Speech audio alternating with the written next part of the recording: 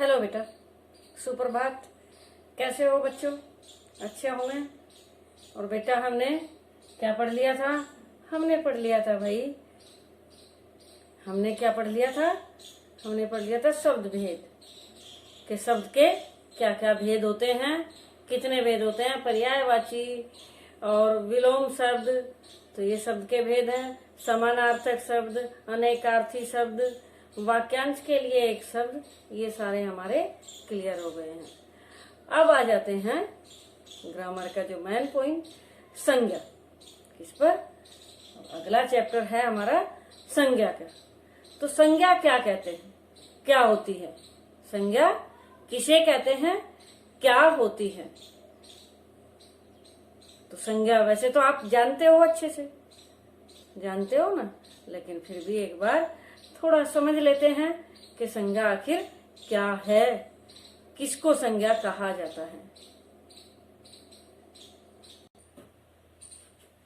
राम एक अच्छा लड़का है। राम एक अच्छा लड़का है। वह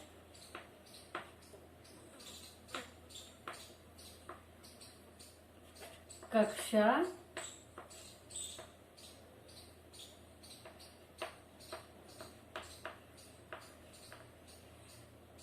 7वीं में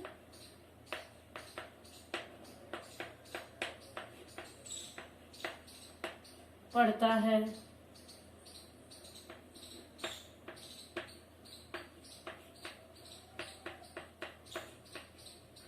उसकी माताजी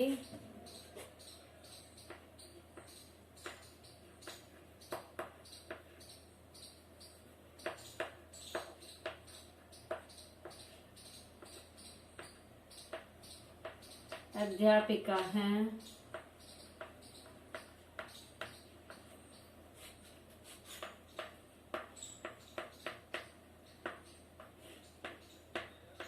और पिताजी डॉक्टर हैं।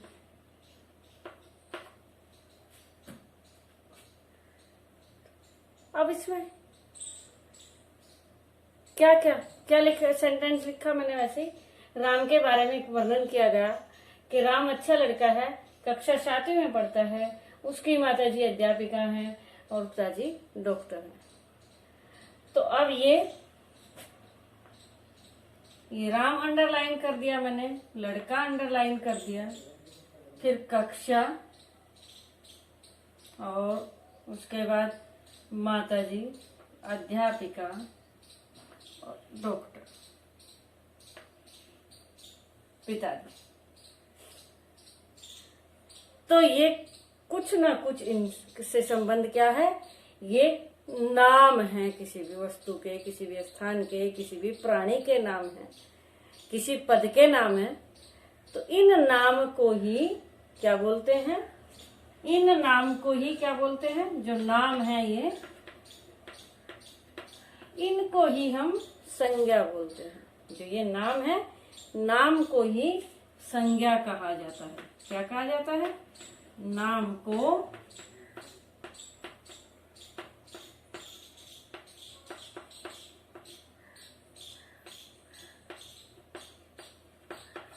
संज्ञा कहते हैं। किसको? नाम को। अब नाम, एक राम तो नाम है, लड़का एक प्राणी, कोई भी प्राणी मतलब, तो ये भी नाम है।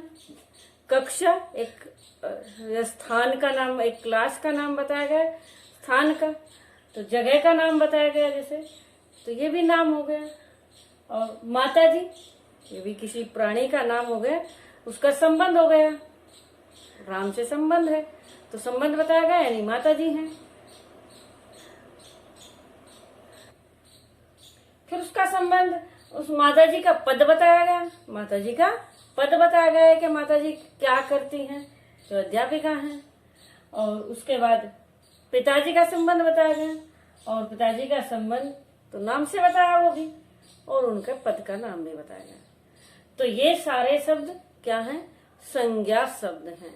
जो अंडरलाइन वाले हैं ये सारे शब्द संज्ञा हैं, नाम है, किसी न किसी से संबंधित, किसी पद से संबंधित है, किसी मनुष्य से संबंधित है। तो कैसे न कैसे। अब एक और ले लेते हैं, जैसे इसी में राम ईमानदार लड़का है। राम ईमानदार लड़का है,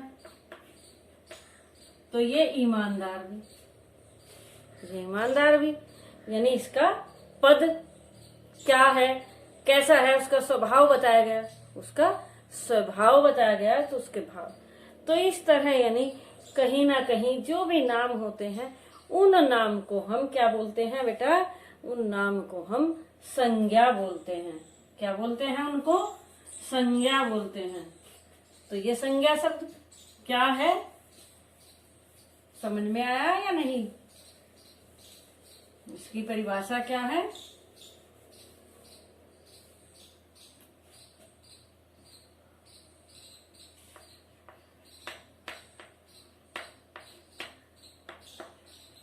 किसी वस्तु, स्थान,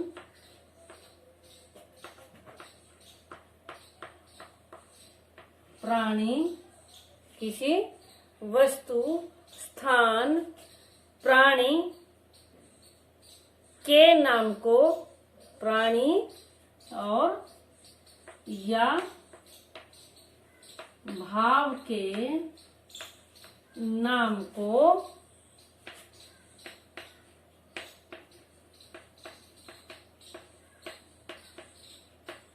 संज्ञा कहते हैं।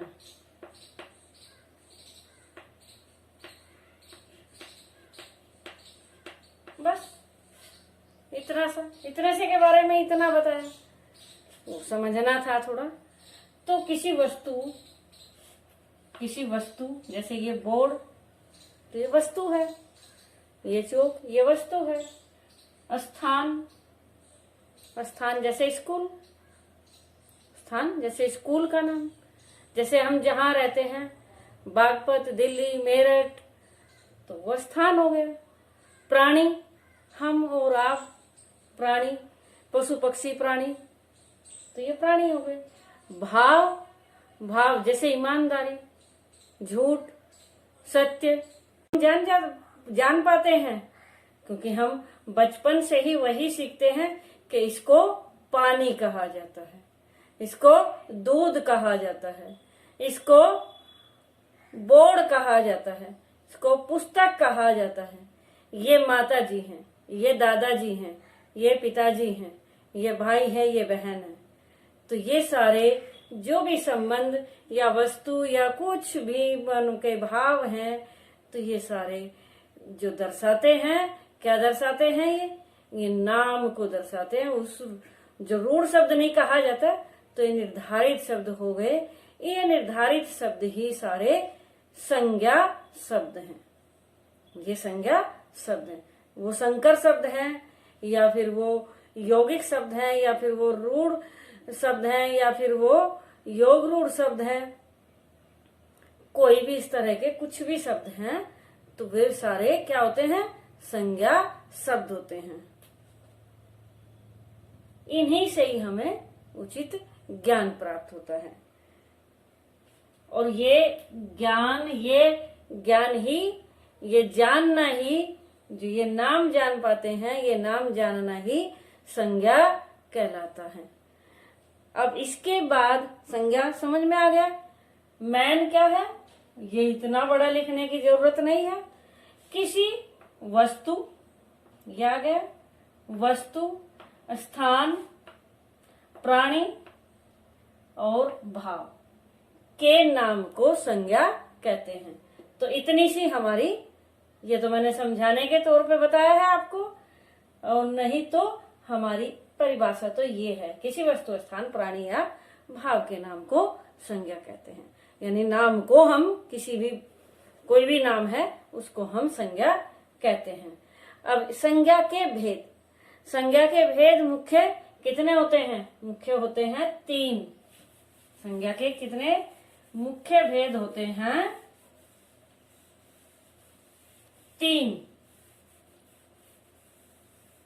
वो कौन कौन से हैं? संज्ञा के भेद। तो संज्ञा के भेद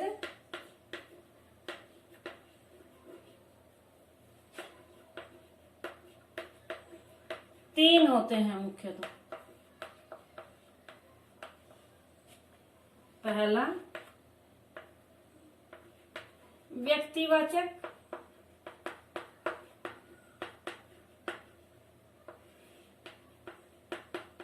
पहला क्या होता है? व्यक्तिवाचक। दूसरा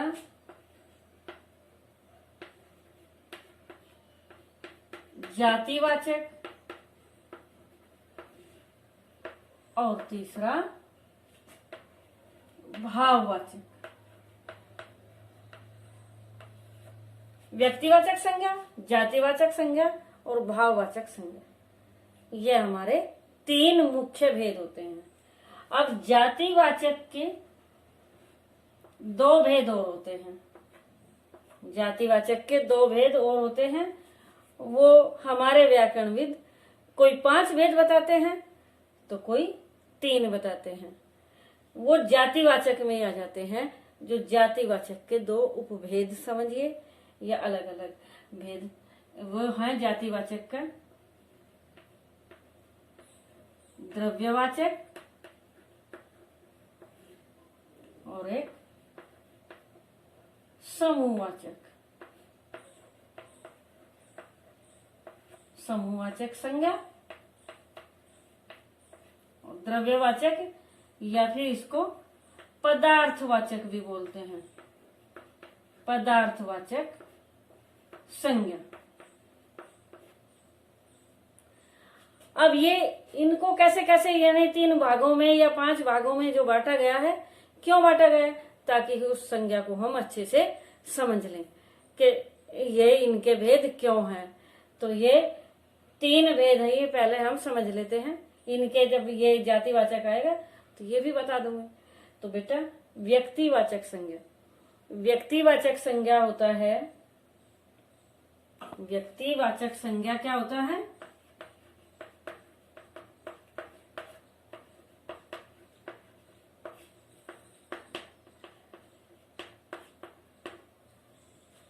जो किसी प्राणी, वस्तु या स्थान के विशेष व्यक्ति के नाम को, विशेष स्थान है या फिर वस्तु है या फिर व्यक्ति विशेष का नाम है।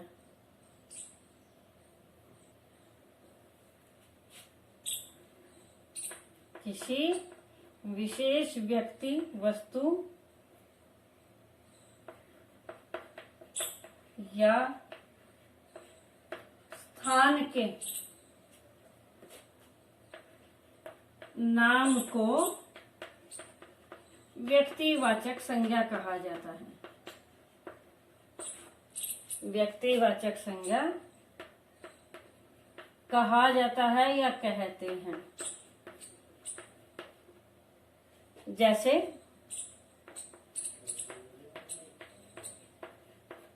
अब इसमें उदाहरण तो मौखिक में मैंने बहुत सारे बता दिए।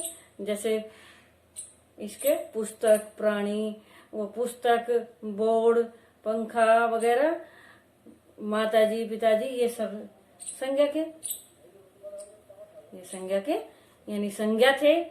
और यहाँ व्यक्तिवाचक संज्ञा पूछी गई है, बतानी है।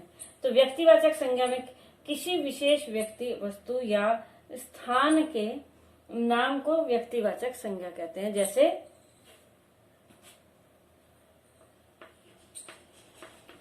वह बालक है,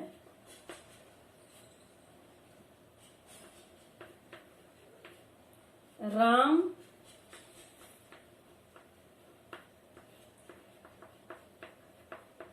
अच्छा बालक है।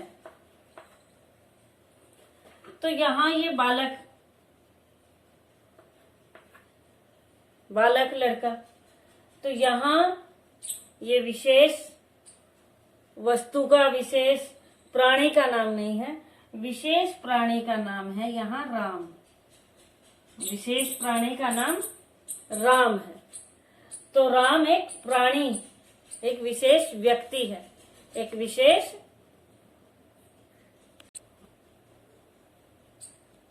विशेष क्या है, व्यक्ति का नाम है। राम, श्याम, मोहन, कोई भी नाम हो सकता है। तो वो अच्छा, तो किसी ना, अगर वह बालक है, कोई भी बालक है, वह बालक है तो कोई भी बालक है, वो विशेष में नहीं आता। लेकिन जब उसका नाम बताया गया तो वो विशेष में होता है। अब जैसे राम के लिए ही कि राम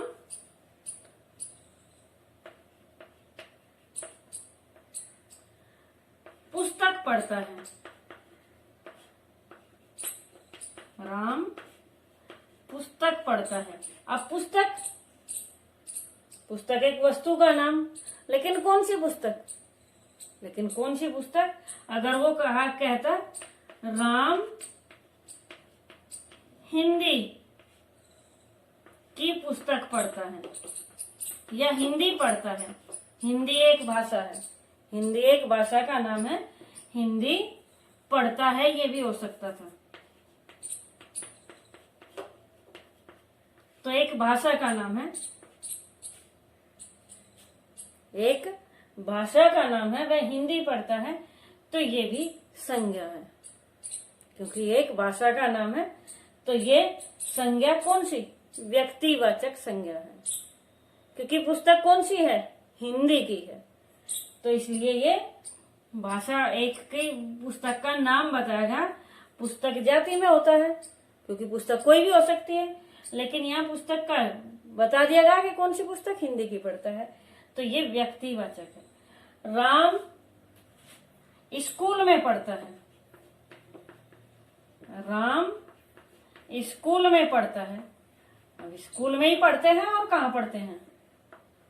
बच्चे कहाँ पढ़ते हैं? स्कूल में ही पढ़ते हैं। लेकिन राम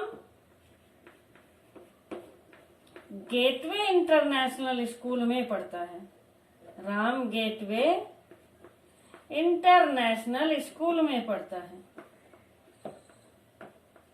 नेशनल स्कूल में पढ़ता है, राम गेटवे इंटरनेशनल स्कूल में पढ़ता है।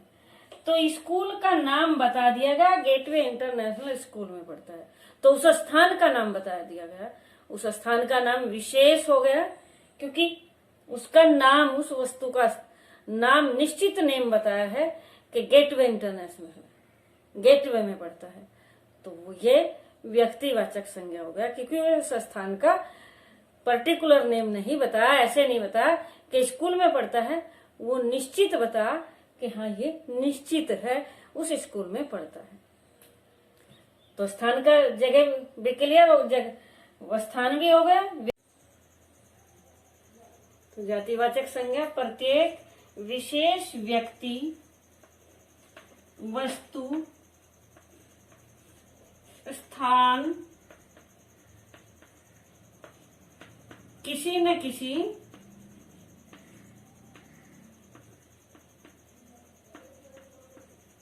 जाति के अंतर्गत आते हैं, किसी न किसी जाति के अंतर्गत आते हैं, जाति के अंडर में आते हैं।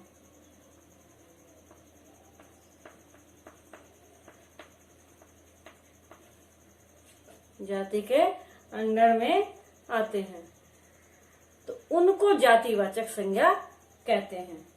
किसी न किसी जाति के अंतर्गत में आते हैं तो उन्हीं को जातिवाचक संज्ञा कहते हैं। जैसे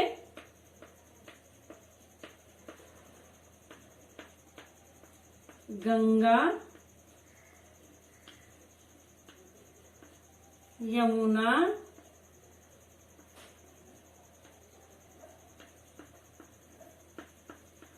सरस्वती। गंगा, यमुना, सरस्वती का प्रयाग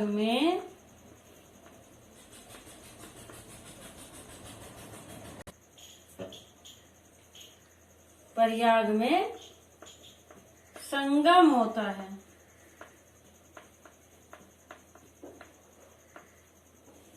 तो संगम होता है ये गंगा यमुना सरस्वती, ये विशेष नदी का नाम है। गंगा है नदी, यमुना है नदी और सरस्वती है नदी।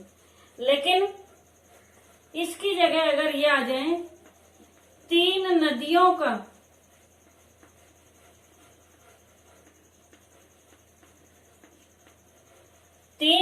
का प्रयाग में संगम होता है।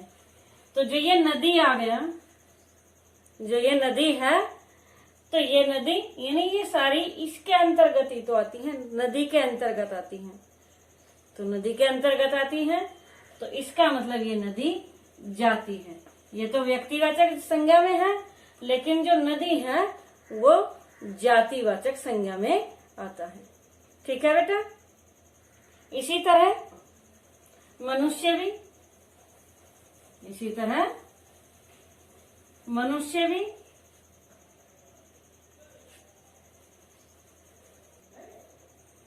राम, लक्ष्मण, भरत और शत्रुघ्न,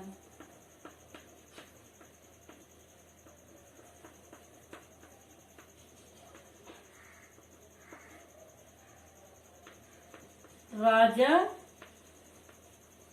दशरथ के पुत्र हैं। राजा दशरथ के पुत्र हैं। तो अब यहाँ व्यक्ति विशेष के नाम यानी राम, लक्ष्मण, भरत इनके बारे में बताएगा। व्यक्ति विशेष का नाम है तो यहाँ व्यक्तिवाचक हो गया। लेकिन पुत्र हैं, पुत्र वो किसी के भी पुत्र हो सकते हैं। और ये वाले भी यानी मानव जाति में आते हैं, मनुष्य जाति में आते हैं। तो मनुष्य जाति के अंतर्गत ये आते हैं। और ये राजा या पुत्र है तो ये किसी प्राणी के अंतर्गत आते हैं। तो इस तरह ये तो जातिवाचक संज्ञा है ही, क्योंकि कोई भी राजा हो सकता है। अगर यहाँ दशरथ ना होता, राजा के पुत्र हैं, तो ये जातिवाचक में, पुत्र तो जातिवाचक में है ही। और लेकिन ये नाम, तो ये नाम एक मानव जाति का, ये नाम एक मानव जाति में आते हैं। मानव है, मनुष्य है, तो इसलिए ये मानव जाति के अंतर्गत आए हैं। तो इसलिए ये जातिवाचक संज्ञा में आते हैं। नेम अगर दे दिए गए, ये नेम है बेटा, एक बार क्लियर कर लें। जो ये नेम है, ये नेम नहीं, लेकिन ये नेम जो दिए गए हैं ये किस जाति के अंतर्गत आते हैं? ये मानव जाति के अंतर्गत आते हैं। तो ये मानव जाति के अंतर्गत आए तो किसी न किसी जाति के अंतर्गत आए, तो इसलिए जातिवाचक संज्ञा ये वाले हैं, राजा और पुत्र। और इनको मानव या मनुष्य कहें या भाई कहें, चारों भाई, तो भी भाई भी जातिवाचक में आता है। भाई भी जातिवाचक में आता है, भाई कोई भी हो सकता है। तो समझ में आ गया जातिवाचक संज्ञा। ये चारों विशेष नाम है, व्यक्ति के नाम है, ये जातिवाचक के अंतर्गत नहीं है। इनको एक साथ बोले जाए कि चारों हैं तो ये जातिवाचक संज्ञा में है। क्लियर हो गया?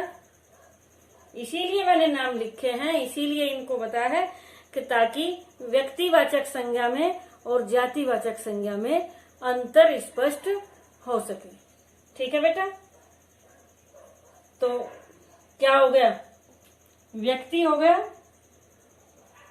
स्थान भी हो गया, नदियां जैसे वस्तु समझे, या फिर और स्थान भी इसी तरह है। स्थान यानी कोई भी दिल्ली, इलाहाबाद, बागपत, मेरठ, तो यह स्थानों के नाम बताए गए हैं कि वहां दिल्ली, तो विशेष। लेकिन ये स्थान ये क्या है? स्थान है। स्थानों के नाम बताए गए, शहरों के नाम बताए गए, तो शहर जातिवाचक संज्ञा है। शहर, क्योंकि ये प्रसिद्ध शहर है, ये ऐसे कहेगा, तो शहर क्या है? ये शहर जातिवाचक में आता है। दिल्ली, बागपत, मेरठ जो बताए गए, तो ये तो व्यक्तिवाचक संज्ञा में आते हैं, लेकिन जो शहर बताया गया है, नगर बताया गया है, वे जातिवाचक संज्ञा के अंतर्गत आते हैं, जातिवाचक संज्ञा में है। तो किसी भी वस्तु, स्थान के में जिसमें जाति का बोध होता हो, जिससे जाति का बोध होता हो, कि पशु, ये जाति बताई गई, कोई भी पशु हो सकता है। कितने पशु होते हैं? तो पशु जाति में आते हैं।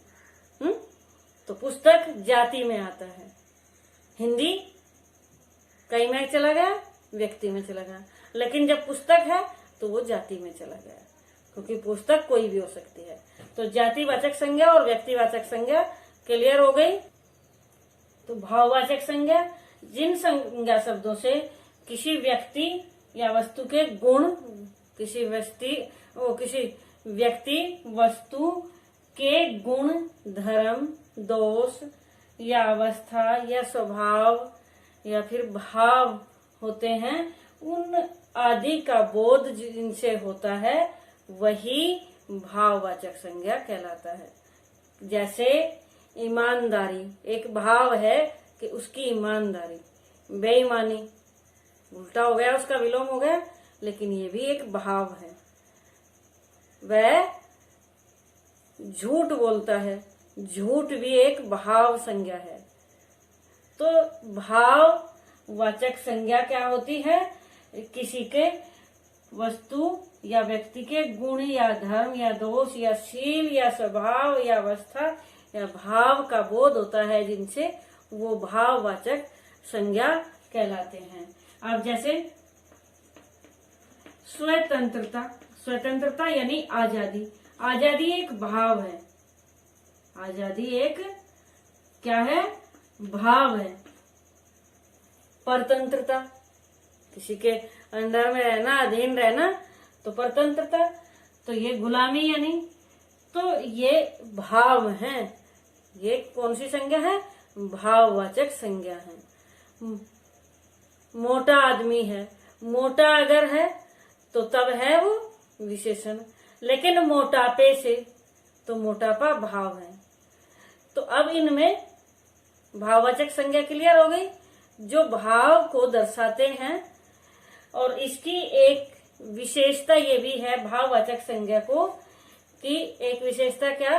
न तो इसको छुआ जाता है और न इसको गिना जाता है। भाववाचक संज्ञा वह होती है जिनको न छुआ जा सकता है, न गिना जा सकता है, केवल महसूस किया जा सकता है। केवल क्या किया जा सकता है? महसूस किया जा सकता है, फील किया जा सकता है कि उसके सुख से हम दुखी हैं, तो उसका सुख उसको महसूस ही तो किया, क्योंकि वो खुश रहता है, बहुत खुशी है उसके परिवार में, तो वो खुश है, तो सुख है। तो ये भाव है, ये क्या है? उनके भाव है। महसूस किया गया कि हाँ जरूर इनके यहाँ खुशी है, जरूर इनके यहाँ सुख है। तो ये भाव ये भाव केवल महसूस किए जाते हैं, ये नहीं तो गिने जाते हैं और नहीं ये छुए जाते हैं। भाववाचक संज्ञा भी क्लियर हो गई। अब जो जातिवाचक संज्ञा के अंडर में दो संज्ञाएं आती हैं, ये समझ लेते हैं। द्रव्यवाचक संज्ञा क्या है? जिस संज्ञा से किसी धातु, द्रव्य या पदार्थ का बोध होता है, वे द्रव्यवाचक संज्ञा है। जैसे द्रव्य यानी तरल पदार्थ, तरल पदार्थ जैसे दूध, पानी, तो ये पदार्थ हैं। धातु सोना चांदी। और इसकी एक और विशेषता है कि जिस एक वस्तु से कई सारे पदार्थ बनते हैं, जैसे मिट्टी भी द्रव्यवाचक संज्ञा में आते हैं, क्योंकि मिट्टी से भी बहुत सारे पदार्थ बनते हैं। जैसे मिट्टी से खिलौने भी बनते हैं, तो मिट्टी को गीला करके मकान भी बनाते हैं और खिलौने भी बनाते हैं, और भी बहुत सारे वस्तुएं इस तरह की मिट्टी से बनाते हैं। मिट्टी से मूर्ति आदि भी बनाई जाती हैं। तो इस तरह यानी इसी तरह गेहूं से आटा बनता है, आटे से रोटी बनती है, और सूजी वगैरह भी बनती है, आटे की भी बनती है, चावल की। तो इस तरह यानी आटे से भी फूल मैदा बनता है। तो जिनसे एक ही वस्तु से कई सारे पदार्थ बनते हैं तो वे सारे द्रव्यवाचक संज्ञा होते हैं। और ये द्रव्यवाचक संज्ञा कहाँ चले जाते हैं? जातिवाचक में चले जाते हैं। कहाँ चले जाते हैं? ये जातिवाचक में। तो ये द्रव्यवाचक संज्ञा क्या क्या होती है? जैसे सोना एक धातु है, चांदी, पीतल, ये क्या है? ये सब धातुएं हैं। ये सब क्या है? धातुएं हैं। पानी, दूध, ये तरल पदार्थ हैं। पानी, दूध, ये तरल पदार्थ हैं। तो ये भी द्रव्य में जाते हैं। ये भी द्रव्यवाचक संज्ञा। द्रव्यवाचक जबकि द्रव तरल पदार्थ होता है, लेकिन द्रव्यवाचक संज्ञा यानी ये भी तो द्रव्य में ही आए हैं, तो इसलिए ये द्रव्यवाचक संज्ञा ही। क्लियर हो गई? इसके बाद समूहवाचक संज्ञा। समूहवाचक संज्ञा थोड़ी ऐसे ही बता दूं, यही समूहवाचक संज्ञा है जो समूह को प्रकट करती है। समूहवाचक संज्ञा क्या है? जो समूह को प्रकट करती है। समूह को प्रकट कर, जैसे कक्षा। कक्षा एक बच्चे से नहीं हो सकती, इसमें कई सारे बच्चे होते हैं, तो कक्षा समूह को प्रकट करती है। जनता, जनता भी समूह को प्रकट करती है। जनता भी समूह को प्रकट करती है। लोग, लोग भी समूह को प्रकट करते हैं। तो ये इस तरह के जो समूह को प्रकट करते हैं और एक शब्द से लिखे जाते हैं, तो ये समूहवाची संज्ञा होते हैं। ये समूहवाची संज्ञा होते हैं। और ये भी किस में पहुंच जाते हैं? जातिवाचक में। समूहवाचक संज्ञा कक्षा, जनता, लोग, प्राण, प्राण भी मतलब प्राण भी उसमें ही आते हैं। और इस तरह यानी और भी, जैसे दल है, दल भी एक समूह ही है। दल भी एक समूह है। झुंड है, भीड़ है, तो ये समूहवाची संज्ञा है। समूहवाची संज्ञा होते हुए भी ये द्रव्यवाचक संज्ञा में समूहवाचक संज्ञा में होने के बाद इसमें आते हैं, लेकिन इसके बाद ये जातिवाचक के अंडर में ही आते हैं। क्लियर हो गए? लेकिन अब थोड़ा जातिवाचक से भाववाचक संज्ञा कैसे बनाते हैं, और कौन सा जातिवाचक होते हुए भी भाव हो सकता है, या व्यक्तिवाचक होते हुए भी वो जातिवाचक में कैसे चला जाता है। इस तरह के एक दो उदाहरण ले लेते हैं। जैसे हरिश्चंद्र। आजकल हरिश्चंद्रों जैसा तो कोई रहा ही नहीं। हरिश्चंद्रों जैसा यानी हरिश्चंद्र था तो व्यक्तिवाचक था, एक व्यक्ति का विशेष का नाम था। लेकिन हरिश्चंद्रों जैसे, तो हरिश्चंद्रों यहाँ अब जातिवाचक में आ गया। हरिश्चंद्रों कहीं में आ गया? जातिवाचक में आ गया। और कुछ जातिवाचक संज्ञा होते हुए भी व्यक्तिवाचक में चले जाते हैं। अब जैसे नेहरू जातिवाचक है। नेहरू यानी नेहरू एक सरनेम है, लेकिन नेहरू किसको कहते हैं? नेहरू, जवाहरलाल नेहरू को नेहरू बोलते हैं। तो नेहरू यहाँ जातिवाचक होते हुए भी फिर भी नेहरू किसको कहा गया? क्योंकि उसका नाम जवाहरलाल नेहरू। नेहरू जानते ही हम क्या जानते हैं, क्या समझते हैं कि जवाहरलाल नेहरू। तो इसलिए जातिवाचक होते हुए भी वो व्यक्तिवाचक संज्ञा में आ जाता है। क्लियर हो गया ये भी? अब क्या बचा? अब जातिवाचक यानी भाववाचक संज्ञा क्रियाओं से भी बन जाती हैं, अव्ययों से भी बन जाती हैं, और विशेषण आदि से भी बन जाती हैं। थोड़ा ये भी क्लियर कर ले फटाफट। जातिवाचक संज्ञा से भाववाचक संज्ञा बनाना। अब जैसे जातिवाचक संज्ञा क्या है? शिक्षक है, शिक्षक सिखाने वाला, और इससे भाववाचक संज्ञा क्या बन गई? शिक्षा भाववाचक संज्ञा हो गई, शिक्षा भाववाचक संज्ञा हो गई।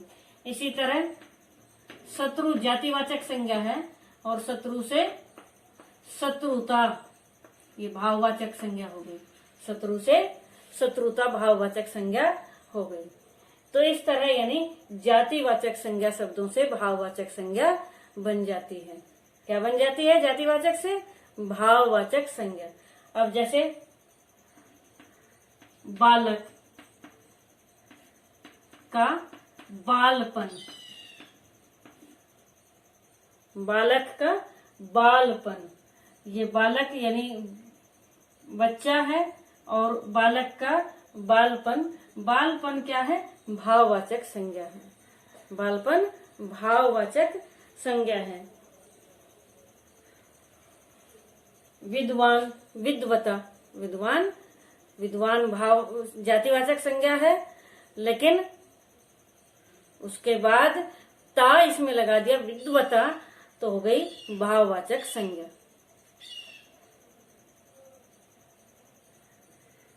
ईमानदार और ईमानदारी क्या हो गया? ईमानदार तो विशेषण है, ईमानदारी हो गया इसका, ईमानदारी क्या हो गया?